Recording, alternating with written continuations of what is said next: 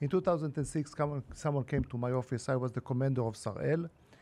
Sarel is a unit that enable people from all over the world to come and participate in the army for 2 weeks, 3 weeks, according to their ability, and also in Israelis.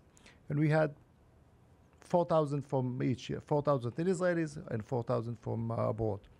In 2006, someone came with an idea, let's make people with disability soldiers in the Israeli army. And as for me back then, I'm after 18 years of being in a combat fighting unit, I thought that there would be a burden. Absolutely, there will be a burden. And there I was, feeling very, very strong, and I said, they have no place in the Israeli army. And he said, okay, let's make some nice move for them to be accepted in the Israeli army.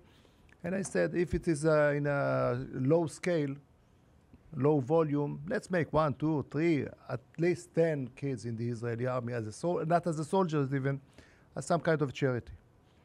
And in 2006, I became disabled myself. After a car accident, I was during the Second Lebanese War near the Lebanese border, but this is not a really issue.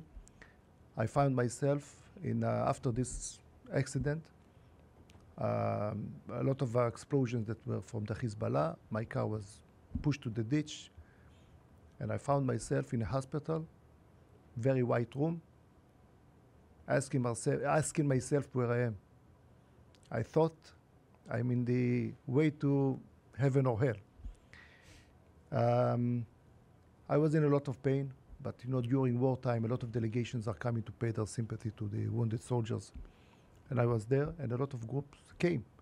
And one specific group, they were on uniform, but you can see that they are not soldiers.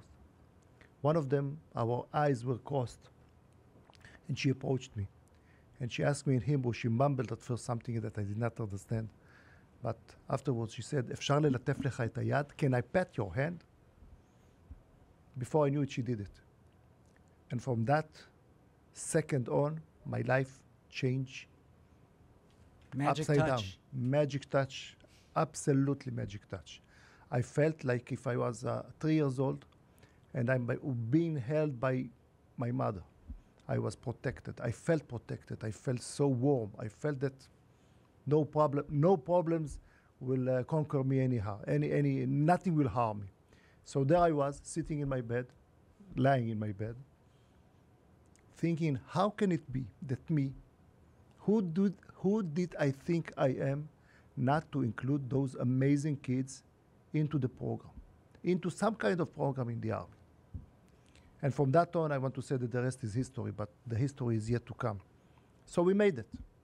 We made it. And we had at the end approximately 500 kids in the program. And in 2014, another thing happened. I was relieved from the army after 28 years of service. And in July, I was called again.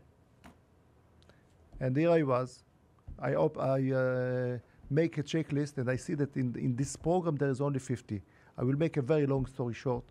I was very, very aggravated. And at the Gaza war, delegation of JNF came, and they saw the kids, and they say, we want to see how can we help. And I can say that the rest is history.